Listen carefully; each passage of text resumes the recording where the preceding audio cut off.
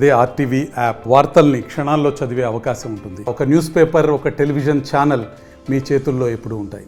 వేలుగూడెం police station పరిధిలోనటువంటి Billimilli గ్రామంలో ఈరోజు ఉదయం మాకు రాబడిన సమాచారం ప్రకారం సోడెం వెంకటేష్ అన్న అతను ఏజ్ 48 years. ఇతను వ్యవసాయ పని, కూలి పని చేసుకుంటూ ఉంటాడు.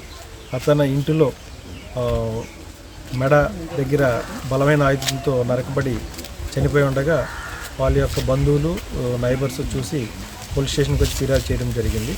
ఇమీడియట్లీగా మేము మా యొక్క జిల్లా ఎస్పీ గారికి, మళ్ళీ మా డిఎస్పీ గారికి ఇన్ఫామ్ చేస్తే అక్కడి నుంచి క్లూస్ టీమ్ని, డాగ్ స్క్వాడ్ని పంపించడం జరిగిందండి.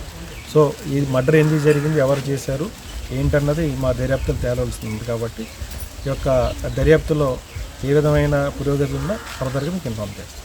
మరిన్ని వీడియోస్ కోసం ఛానల్ ని సబ్స్క్రైబ్ చేయండి. లేటెస్ట్ అప్డేట్స్ కోసం వాట్సాప్ ఛానల్ ని ఫాలో చేయండి. అండ్ లింక్ డిస్క్రిప్షన్ లో ఉంది.